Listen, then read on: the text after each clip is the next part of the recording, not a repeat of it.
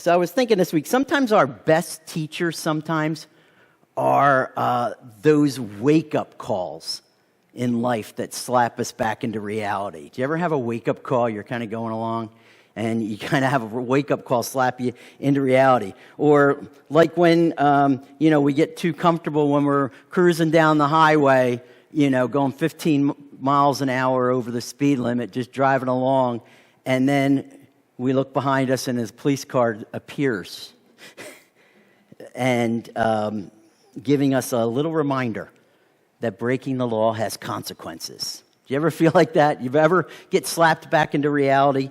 And to see in life, rules matter. We live in a world where people don't want to obey rules. They always want to take shortcuts, or they say, man, these are restrictive. Well, in our life and in our society, rules are given because they matter, and they're given for a benefit. And nowhere else is this more important than in our walk with God. In fact, today we pick up in this journey with God's people, and remember, they're traveling. They were slaves in Egypt, and now God delivered them, and now they're traveling towards God's promised land for them. That's the destination, right? And so they're traveling to this promised land, some 400-mile journey, and they're eager to get to their destination. But yet they find themselves instead wandering in the wilderness and waiting for God to lead them. And I don't know if you've ever felt like that in your own life, where you feel like you're kind of stuck, and you're just like, God, why won't you get me to my destination? Why won't you lead me? I'm just stuck here in this holding pattern. Well, as we're finding through Leviticus, Numbers, and Deuteronomy, that times of waiting for God are never wasted. Just like our times of waiting aren't either. You see, God uses times of waiting on Him to shape and to prepare us to better follow Him. So God is working at these times, and He wants us to be growing in Him as He gives us opportunity. And sometimes that's the best time to grow, is when we're in the waiting. And there isn't a whole lot of other pressures on us. So so Israel is in this waiting. And as they're waiting, in fact, they're spending a little over a year at the foot of Mount Sinai. And God used that time to reveal Himself. And He did it through giving of His commandments. He gave Moses the 10 commandments. Then He also gave them instructions for His dwelling place among them, which is the tabernacle. And the people built the tabernacle there. And then, as we saw last week, He gave them instructions for various sacrifices that are all designed to draw His people closer to Him. And there's these rules that you need to follow in how you approach God in those ways. However, as chapter 10 opens, and that's kind of where we left off, so we're in chapter 10 of Leviticus, and you can open there and kind of follow along. We're going to be moving today. But as chapter 10 opens, what we find is two of these priests in the tabernacle, and really representing the people, already need a little wake-up call. So they're already kind of doing their own way. And in fact, let me read to you what happens here. In the beginning of chapter 10, it says, Now Nadab and Abihu, the sons of Aaron, each took his censer and put fire in it and laid incense on it and offered unauthorized fire before the Lord, which He had not commanded them. So what they did is, they're two of the priests, they're Aaron's sons, so they should know best, but they each have this little firebox which was used to kind of light the altars, the burnt, the fire altars, but they took them, and instead, they kind of offered their own thing, did it their own way, in a way that God hadn't commanded. And they took the box and they just put incense on that to kind of, just make it smell around where they were or whatever. But they're using it for their own benefit rather than the way God designed sacrifices to work. And that's what it's kind of saying. So they're doing it their own way. And look at verse 2, and it says, And fire came out from before the Lord and consumed them, and they died before the Lord. This is pretty extreme, isn't it? I mean, his sons were drawing close to God just like He wanted, but they were doing it their own way, not according to His rules, but their own. And God is quick to act to set things right or to give a wake-up call. Not just for these two, but for God's people, because he's trying to tell them, hey, what we're doing is important. And there's a parallel for what happens here in the New Testament. Do you remember in the early church, and it's starting to grow, and it's multiplying daily, and people are coming together and being taught by the apostles, and they're praying, and they're fellowshipping, and they're eating together. And it says they're even like selling possessions and selling land so they could take the proceeds and distribute it to those that might have need among them. And it's really neat, and there's all this great stuff happening. And in Acts chapter 5, we find two people, a couple, Ananias and Sapphira. And they sell some property, yet they bring it to the church and present it like it's all of the proceeds of the property, when really they kept some back for themselves. So they're lying in their giving to make it look nicer or look better. Well, of course, God sees through this, and he gives Peter the word, and Peter's like, why are you coming and trying to deceive God in this? Because you've done this. And then, right then, God strikes him dead. And then a little bit later strikes his wife dead because she was in on it. Imagine. And what it says in Acts chapter 5, fear fell upon the whole church. Or the whole church was awakened to say, you know what, this thing we're involved in following God, it's pretty serious. And maybe doing things God's way matters. Well, this is what God's doing here in the Old Testament. As God's people are just learning to follow him and grow in him, God needs to give a wake-up call to say, hey, this is serious. So this is kind of what's happening here as we open up chapter 10. And this wake-up call, it's significant as well, as well as God saying, yeah, this is important. But what God does after that is he has more rules. He has more laws for them to follow. In fact, over the next 11 chapters are just lists of different rules and regulations that God gives. And, this is the part of Leviticus that I think a lot of people, when they're reading through it, get lost because they're just like, this is just a bunch of rules, and they're really confusing, and they just seem so overwhelming, and I really don't want to even look at it, so we skip over that. Do you ever do that? Okay. Well, we're not going to do that today because these rules that God gives really do matter. They matter not only for the Israelites in their situation, but they matter for us today even. So while we're going to go through some of these rules and some of these chapters, and we're going to say, man, we could dig deep. I mean, some of these chapters we could spend months in, but we're not going to do that because we're going to look at it all as a whole today. We're going to kind of zoom out a little bit and take an overview so we can get a better picture of why these rules matter and why God gives them and why they should matter to us today and why in their principles they should apply for us in how we live our lives today.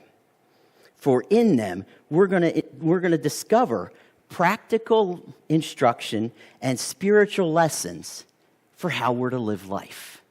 And again, they still hold true today and in our world today. We may say, oh, that was back then. That was, for all these people, old-fashioned. They didn't have anything. Today we don't need that. Yes, we do. And the principles behind them are what God gives us. So they give us a better picture, not only for Israel, but also for us today. So like I said, we're going to move kind of fast.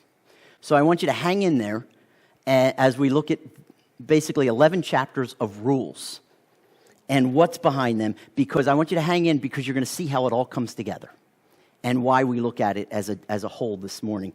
And it's important to kind of see it as a whole. So the first section, and it's divided into sections or types of rules God is giving his people. And the first section begins in chapter 12 and goes all the way through chapter 15. And what God is doing, he's providing some important instructions, rules, or laws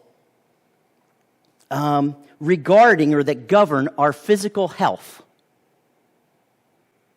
And he begins in chapter 12 with the things we eat. We should eat healthy. So he sets forth with the Israelites, hey, you need to make sure you're eating healthy and you're eating good food and you're eating things that are clean. Not just ceremonial clean to God, but also clean for you to eat.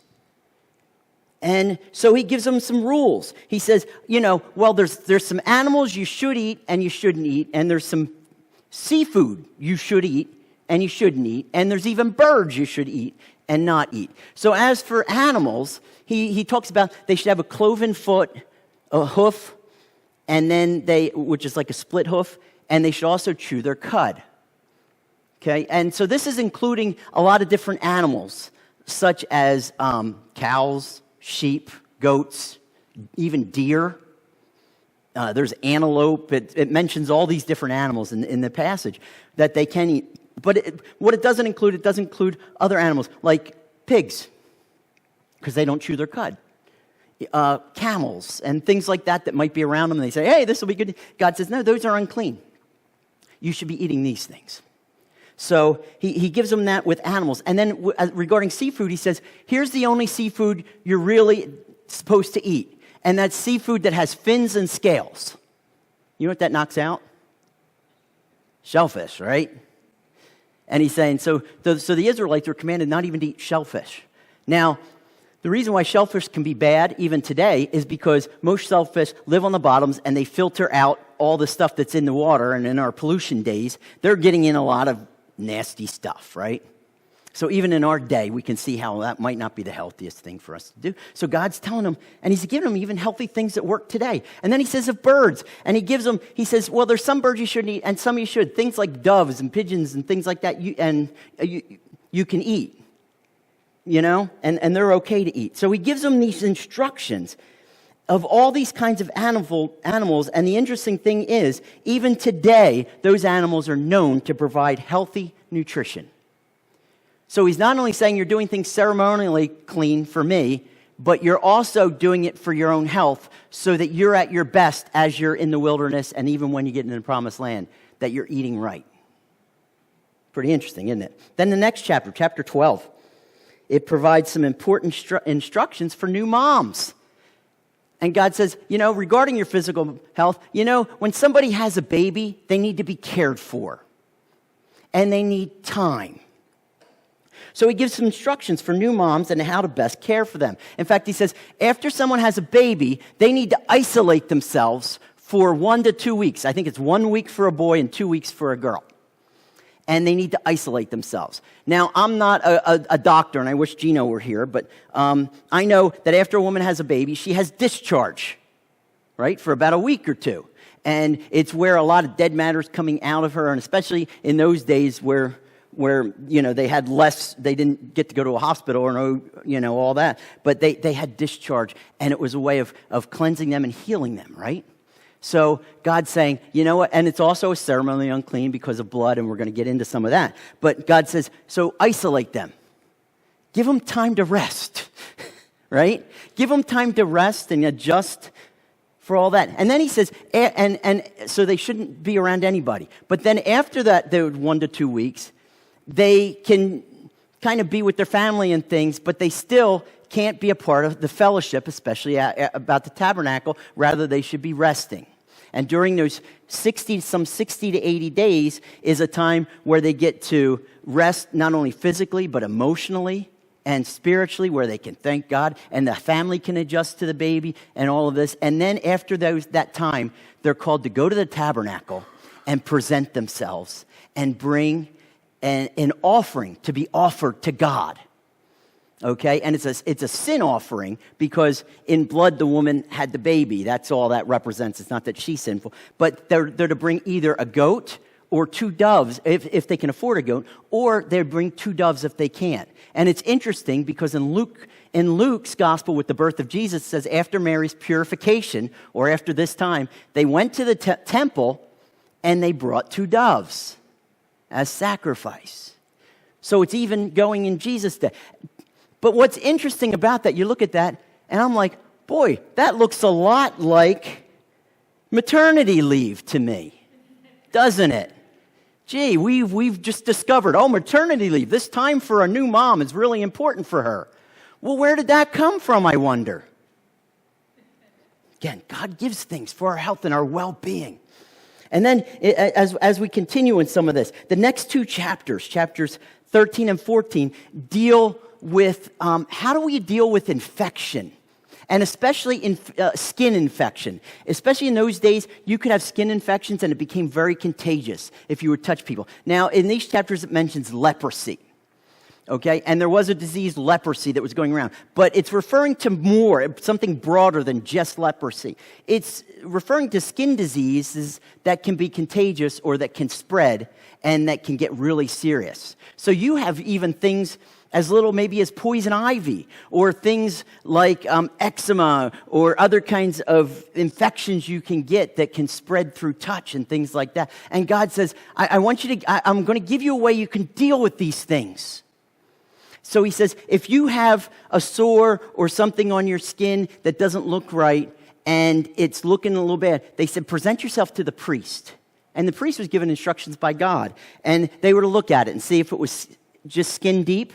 If it was just skin deep, they said, here's what they would say. They would send you and they'd say, go isolate yourself for 7 days and we'll come back and check on you. And then if it still wasn't healing, then they would say, we'll come back in another 7 days. And they'd check until it would start to get better or it would get worse. So they declared the person like temporarily unclean. But if they looked at it and they said, oh no, that's starting to heal. We see white in it is what it says. And if you ever had a scab or a cut and it starts to heal and it starts to get white, right? Or scab up. And he's saying you look for that and you say, oh, it's healing, it's getting better. You're clean, you're okay. You're going to be fine. But other people, they look at it and it's maybe pus and things like that are coming out of it. And they say, you know what, this can be contagious. You're unclean. And go and put yourself out of the camp until it starts to heal.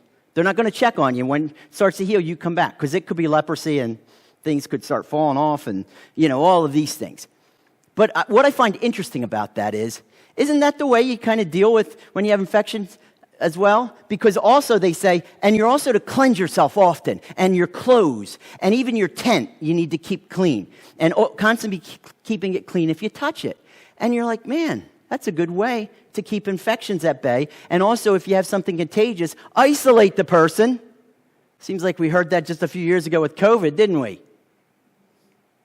If something contagious is going on, isolate until it starts to get better so it doesn't spread.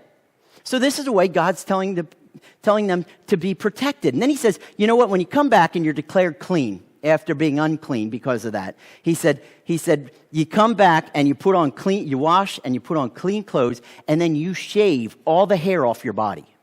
Not just off your head, but your eyebrows and everything. And the reasoning is that then there's nowhere that infection might be hiding, so they can see you as totally and say, all right, you're clean. They can see all your skin. And then you come and you present yourself to the priest with a sacrifice. It was actually a sin sacrifice, a burnt offering, a peace offering, and a grain offering. Isn't that wild? 4 offerings they were to bring. And again, so that would represent, their uncleanness before God. It would also, they're being put out of fellowship, so bringing out back into fellowship. And also, they're ready to come and serve God again, that grain offering. So that's what it's kind of symbolized. It says you bring back, and then you're declared clean, and you come in. Oh, the other thing is when you're unclean, the person's supposed to go, as he's going out of camp, and he's supposed to cry out, unclean, unclean. Do you ever have an infection, and you're at church maybe even, or you're around people, and they want to shake your hand or hug you, and you say, wait, I have this infection, I have poison ivy, I don't want you to get it, so it's okay, We do that today, and here God's giving them instructions on this. Isn't that wild? So he gives them instructions on disease and infection control. And then in chapter 15, he gets further infection protocols in relation to discharge that comes out of a woman and out of a man. And sometimes it can be natural discharge, like the woman's menstrual period and things like that. But anything unusual that's showing infection and things that come out, he says, here's how to deal with that. And you go and you put yourself out and you make sure you're clean and you cleanse everything that you may touch with this stuff so that it can be clean. And isn't that amazing? That it's through all of these rules, a nation numbering in the millions, right? And they're in close quarters. This enables them to survive and thrive rather than have disease run rampant and take out, half the people. And we see this in history of mankind, right? Where something small starts and it just spread. God says, I'm going to show you how not to have this stuff spread and how you can see health and healing. So, and also through some of the ways you present yourself as clean, it celebrates God's healing. And it says, wow, isn't God awesome? And what it means to stand before him. Now, in chapter 16, we kind of turn a corner. We go to another theme. God turns his attention from this physical condition or health to our soul or our spiritual health. And he says, here's some rules that will keep you spiritually healthy. And just a couple things to remember. The first is, God atones, not man. God is the one who makes us clean, who forgives our sins, who we stand before him. And the second one he says is life is in the blood.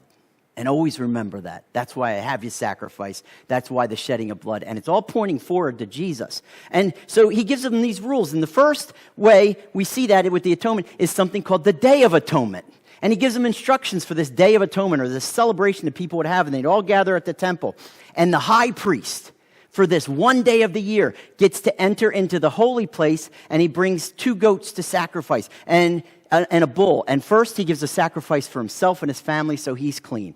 And then he enters the Holy of Holies, which only the high priest can enter one day a year. Because in the Holy of Holies is the Ark of the Covenant, and it's where God's presence rests. So it's a very serious place. And he says they're to go in, they're to take off all their priestly garments and just wear a plain white linen robe and go in humility. And then he offers the first goat he offers, and he spreads the blood from that goat onto the mercy seat as sacrifice for the sin for the people. And then he meets with God and he hears from God. And after he hears with God, he comes out of the Holy of Holies, out into the temple courts, and he has this other goat. And he takes his hands, which are bloody from the sheep, and he puts his bloody hands on that goat. And then he kicks that goat out of the camp, and it runs out into the wilderness, never to be seen again. You see that beautiful picture God's giving his people? Is somebody comes in our place to offer a sacrifice for our sin that God forgives us through.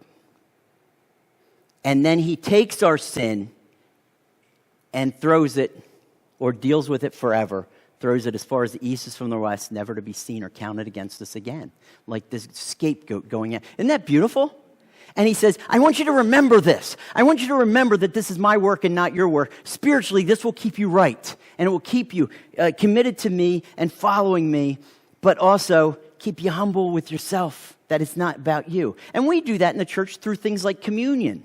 And we remember the sacrifice of Jesus. Why? Because God wants us to keep that central. And then he talks about the blood. He says, and there's life in the blood. So when you find an animal, or when you kill an animal, like you're out hunting, first thing you do is drain the blood out onto the ground. And then you cover that with dirt, like returning it back to the earth. Right? Because life is in the blood. And then you're able to eat what you've hunted or whatever. I do that when I'm fishing, right? I catch a fish, and I take it, and I kill the fish, and then I slice open its gills, and it bleeds out. And all the blood comes out of the meat, which makes the meat very good, right? There's less contaminants in it and things like that. Why? The life is in the blood. So God reminds his people of that through those rules. And it's that spiritual or soul condition. And then from this, God says, now I want to address your heart. And more importantly than your heart is really your desires and how you live out your desires. Chapter 18, God offers us or gives us basically a foundational guide to sexuality. And we could spend a month in this chapter, and we're just going to spend a couple of minutes here. It's a guide to sexuality where he lists some of the blessings, but also some of the dangers with abusing that or doing immorality or not obeying God's rules that still hold true in our world today. And he begins this call to purity in our sexual desires and seeking pleasure by saying this. He says, don't act like the world acts. He said, when it comes to pleasure, don't act like the world acts. And what he's saying is, how is our world around us? They say just pretty much indulge. You know, it's a pure physical impulse. And if it feels good, do it. And just do what feels right and do what feels good. And God says, don't do that. I've given you an order, and I've given you a beauty, and I've given you a pleasure in doing it my way. So he says, don't do it the world's way. And this reminded the people that again, God made this for a purpose and for the good.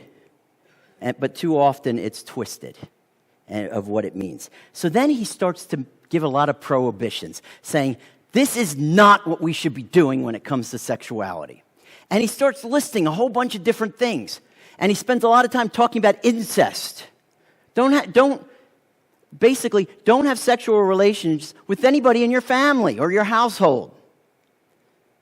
Especially not your kids. Oh, now he's addressing pedophilia. He says, that is wrong. Don't do it. Now, the reason why we don't do those things is that it not only tears apart the people involved in it, it tears apart the entire family, right? I mean, it scars and rips apart this family unit that God puts together as a reflection of his love for us, and it tears it apart. Then he gives some other prohibitions. He says things like adultery. Don't commit adultery. It's coveting somebody else's spouse, or if you're a spouse, you're coveting someone who's not your wife or your husband. And he says, and then you go and act upon that, and you commit adultery. He says, that tears apart. Not only that, keep from homosexuality. He says, don't go and love a man the way you love a woman. You're called to love a woman, is basically what God says. He says, the way we're supposed to love the person of the opposite sex, we're not supposed to do that with the same sex. That's not the way God created or designed them. And Paul echoes that in Romans chapter 1, and you can read Romans chapter 1, I think it's like in verse 23 or so, and he says, that God gave people over to the pleasures and the lusts, and men were having relations with men, and women were having relationships with women against God and nature. You see, it's not just a sin against God, but it's also a sin against nature, or the way God has designed things to be and created things to be. So he's saying, don't do these things. And he talks about bestiality. Hey, seems like a no-brainer, right? But yet he has to say it, and because he says it, it must be going on, right? So he says, you don't do that either.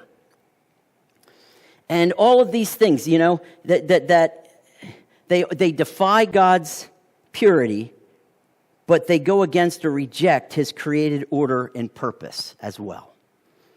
So that's why they're so dangerous, and everybody pays a price. It's not just an act, it's something that lingers and scars. And then he prohibits something else related to sexual immorality, and that's basically infanticides. He says, and I also don't want you to offer your infants to the god Molech. Okay? This god is a pagan god, and he was a pagan god of basically infertility and fertility. And people would come and take an unwanted baby to him, and it was a big stone statue, and they put it in the fire so the whole thing would heat up, and it had arms out like this. So the arms were like red hot, and they would come and take a newborn and place them on those arms, and the baby would burn alive as people watched. And it was a way of getting rid of unwanted babies and babies that were the result of sexual immorality. Isn't that interesting? What does that kind of sound like today? Abortion, doesn't it? So we even see that today where somebody has something that's unwanted, and they say, well, we just need to get rid of it. God says, no, don't do that.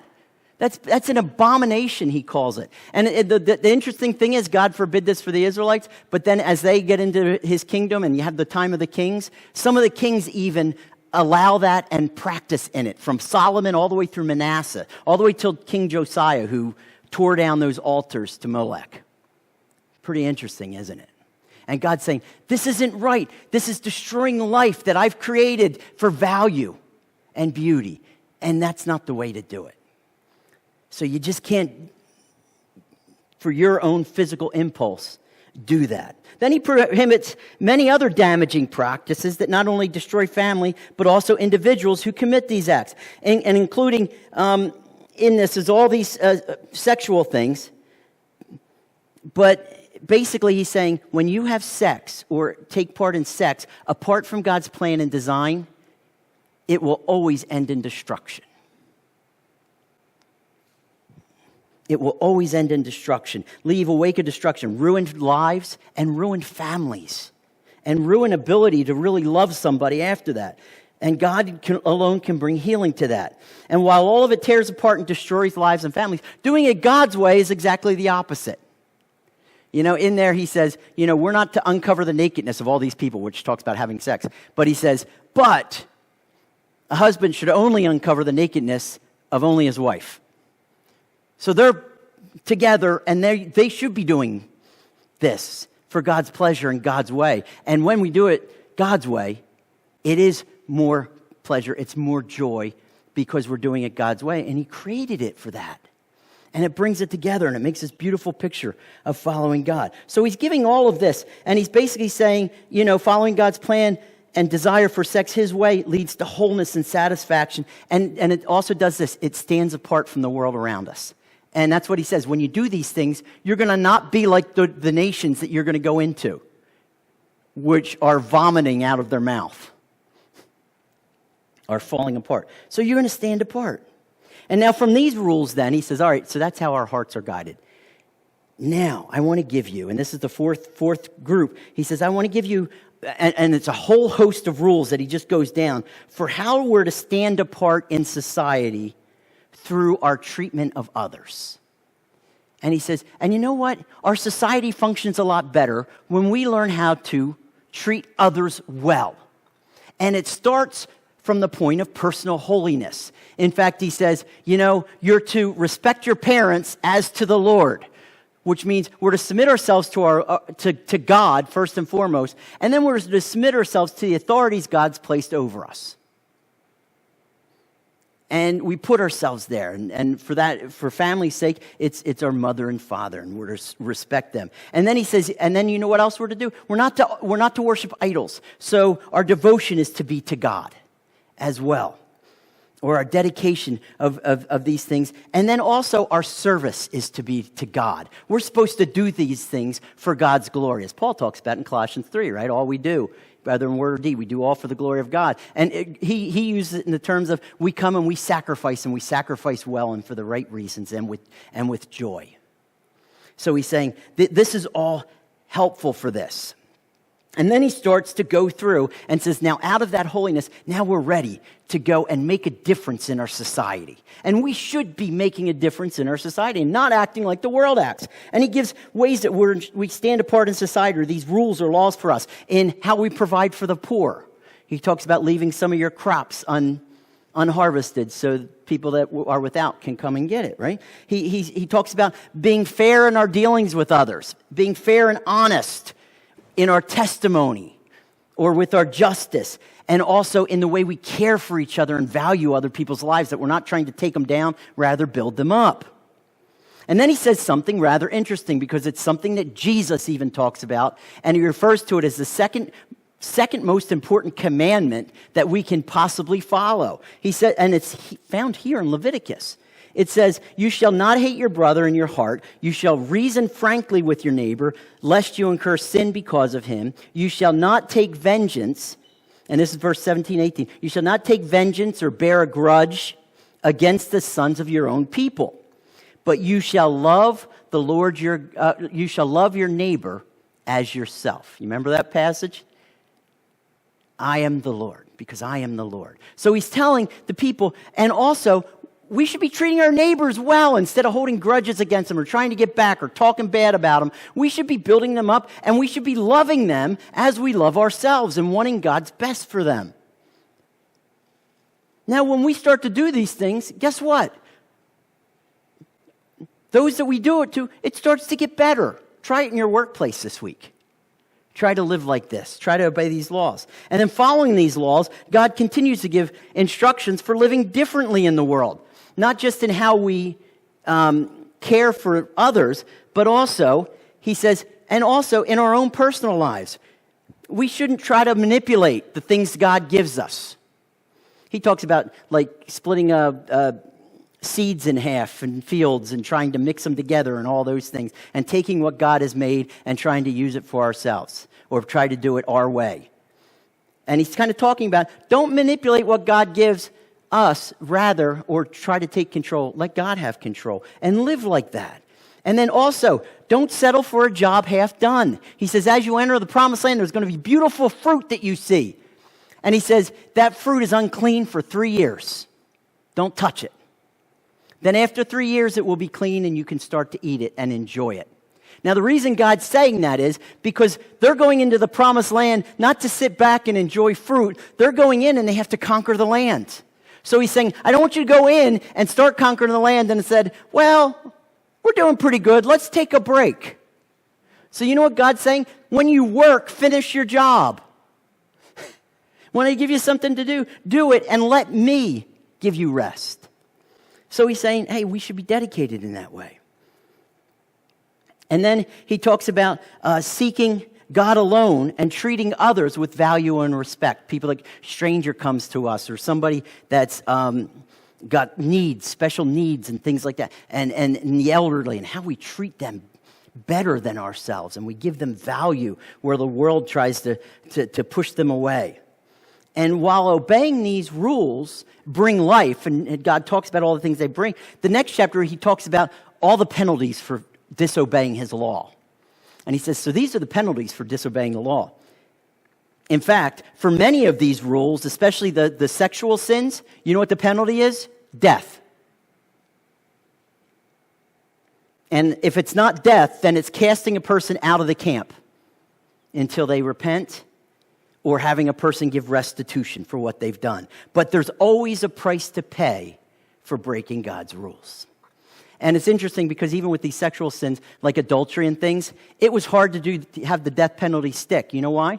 Because it had to be backed up by 2 to 3 witnesses. Now, who's sitting around bearing witness to you having sex with another person that's not your wife?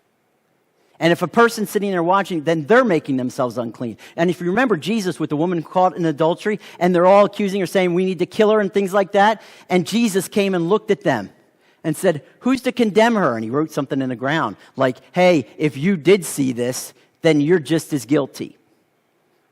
And that's really what I think he put in the ground. And they all walk away because people realize, man, we shouldn't be part of this. And then that's why Jesus said, hey, no one's here to condemn you. You don't have to die right now. Right? But these sins still had that penalty on them and that stigma of saying these sins are very serious. They're not just, I broke a rule, I'll just skate by. God says, no, I give these rules for you to obey, and they're for your benefit and for my glory. And that's why they're so important. So he presents these rules. And then the last grouping of rules that he gives in 20 and 21 are rules for leaders. You want to lead people? You want to act as somebody, a model for people to follow? And he uses, especially in the midst of the Israelites, the priests. And he gives rules for the priests. First of all, they should be chosen or set apart by God. And then they should be prepared. And they should be right before God first. And then they should also be faithful in how they serve others. And they should also be responsible for not only themselves, but for others, and even in how they prepare themselves with their wife. They need to have a spouse that's in it with them, that gets it, that's not going to pull them away. It sounds like a lot of the instructions in the New Testaments for elders and deacons, doesn't it? And it still kind of holds today for setting that part. So he puts that out and says, even your leaders need to submit to God's laws. So these are the rules and laws for living for living life God's way, right? And God presents it to his people.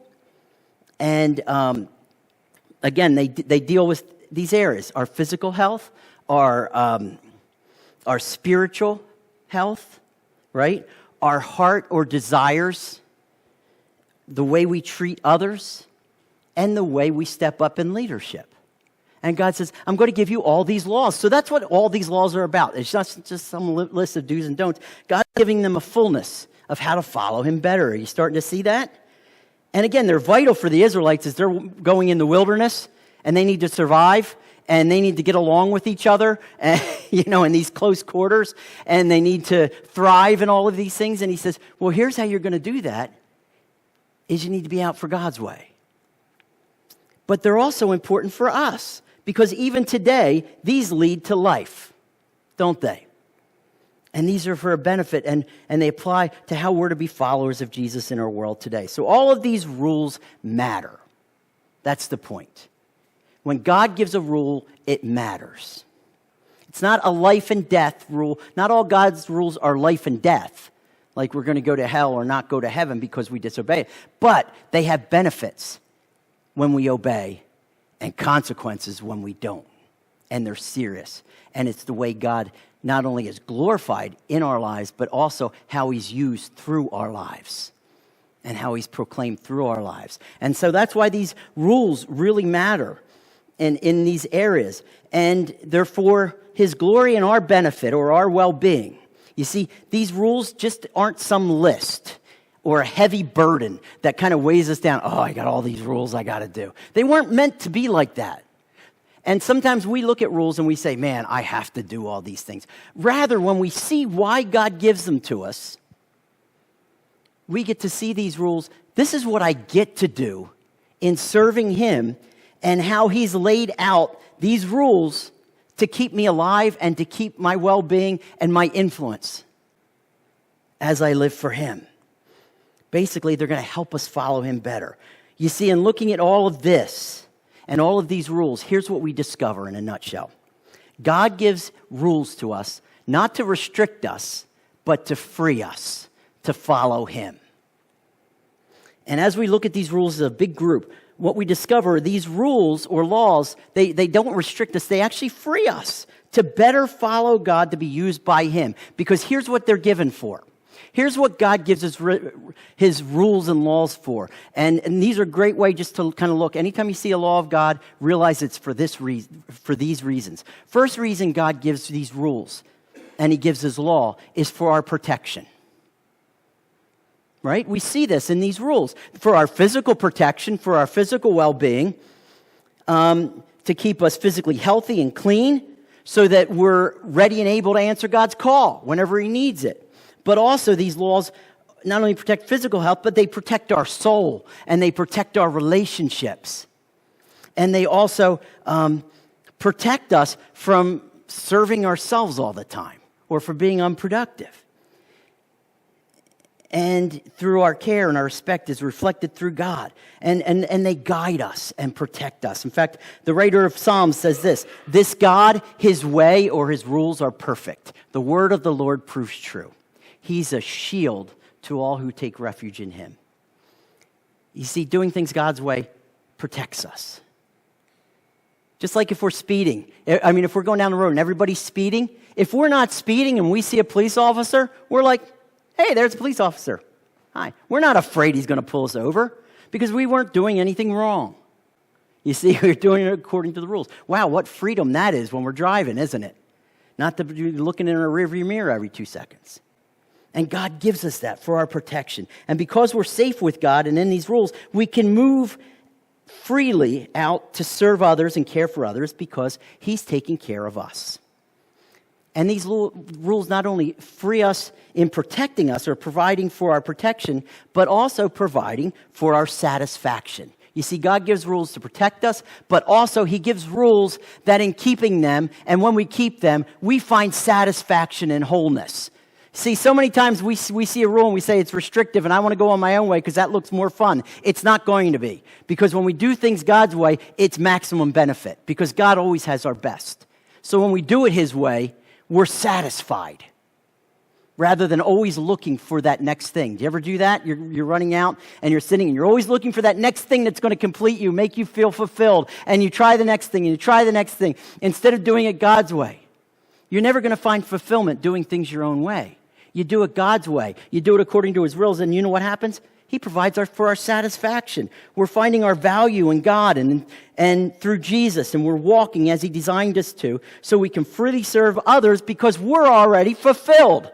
We're not in relationship with others or serving others to get something, to make us something, because we're already complete in him and satisfied. So now we can give freely Do you see how that works? It's pretty cool. Paul says it like this, or explains it like this to Timothy. He says, as for the rich in this present age, charge them not to be haughty, nor to set their hopes on the uncertainty of riches, or going after things their way, but on God and his ways, right? Who richly provides us with everything to enjoy. Isn't that cool? See, we're not to be going that way. We go this way, and we realize that God provides us with everything we need to enjoy. They're to do good, and to be rich in good works, and generous, and ready to serve, because God provides everything for us to enjoy, so now we can freely give to others. Isn't that cool? God-given satisfaction frees us to truly give of ourselves while wanting and needing nothing in return. And this satisfaction produces joy, which then helps us serve with joy and people to see that in and through us. And then finally, so we have, he frees us through giving us our protection through his law and our satisfaction. But do you know what else he provides for us in his law and keeping his law? Is our impact. The way we impact our world around us. When we live for him, others take notice and others see Jesus through us. Our life can't help but to stand out as light in the darkness. Think how just us living with sexual purity as a people of God is going to stand out in our world today. Wow. You know, and in all these other ways that we're healthy and we care about these things and we're treating others well. It's going to stand out. And we not only impact those who need Jesus and are searching, and we point to him, but also following his rules allows us to truly serve others freely and with purpose, knowing that when we do it, we're doing his purpose. In fact, Jesus said it like this in Matthew. He says, you're the light of the world.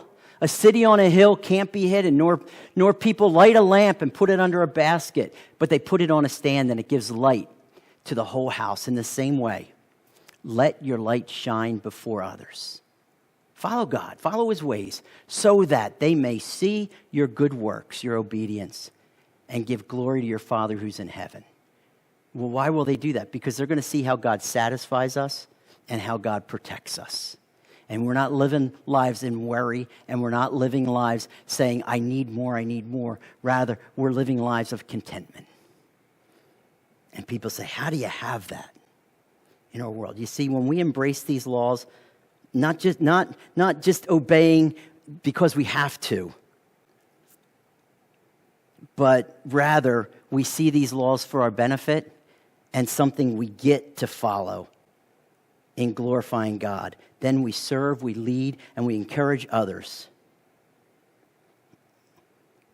to follow him as well, because we live radically different lives. So that's what God's telling us through this. Again, God gives us these rules not to restrict us, but to free us to follow. So these rules matter because he gives them for a beautiful purpose, for our benefit and for his glory. So this week when we're walking through these things, remember this. Remember this, and not see God's rules over us as just saying, oh, I have to do this. Rather say, man, when I do this, I get to walk in all that he has for me. Because God set this up, not only for Israel and to watch over them and care for them, but for us.